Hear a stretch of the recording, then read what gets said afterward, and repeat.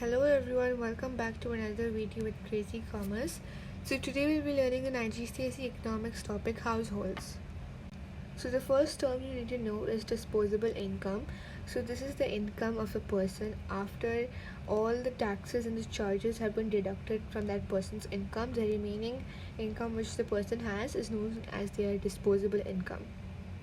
The buying of goods and services is known as consumption, and the money they spend through the consumption is known as their consumer expenditure. Now, why do people consume goods and services? That is to satisfy their needs and wants. The factors affecting consumption include: first, disposable income. So the more the disposable income a person has, the more the people will consume. Wealth. So the more wealthy a person is, the more jewels and company shares they have, the more they'll spend. Consumer confidence. If the consumers are confident of their jobs and their future incomes, and they're also confident about the repayment of taking credit, then that will increase the consumer consumption.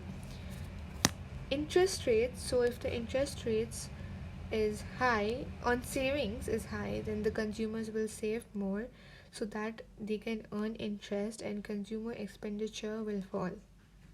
So saving is the income not spent or delaying the consumption until some later date. So people will save money by depositing in banks, withdrawing it in a later date with an interest. Factors affecting saving include saving for consumption. So people will save so they can consume later. They save money so they can get a bigger purchase in the future, like houses, cars. That way it depends on the consumer's future plans. Disposable income. If the amount of disposable income people have is high, then it'll be more likely that they will save more. Interest rates. So people will save so that their savings may increase over time with the interest added. So the interest is the return on the saving. The longer you save an amount, the higher amount and the higher interest will be given. Consumer confidence. If the consumer is not confident about the job security and incomes in the future, he'll have to save more. Availability of savings schemes. So the banks will offer many savings schemes which will be attractive schemes, and it will benefit the consumers. So they might resort to saving rather than spending. So borrowing is the borrowing of money from one person to another. So the lender, here it will be the bank, is usually give loans to the borrower. So the borrower is the consumer.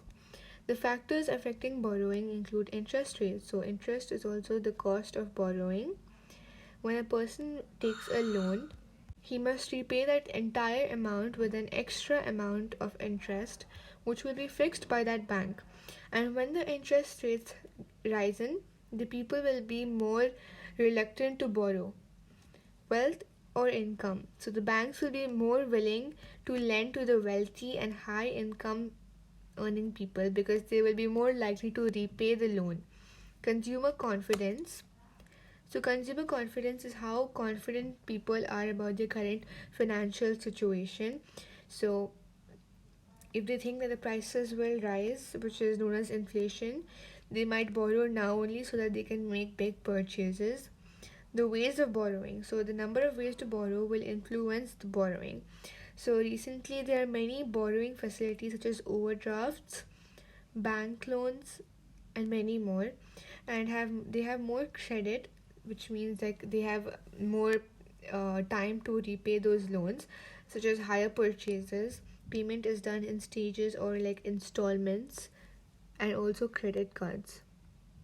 Now we'll see the expenditure patterns between different income groups.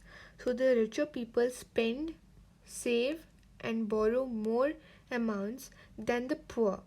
The poor spend more of their disposable income on basic necessities such as food, water, clothing, shelter. So the poor save less and less of their disposable income when you compare it with the rich. And this is the end of our video. Please subscribe to my channel and like my video. Also keep the bell icon on so you get notified on more of my upcoming videos. And also you can comment down in the comment section below if you have any doubts on this topic. And thank you for watching Crazy Commerce.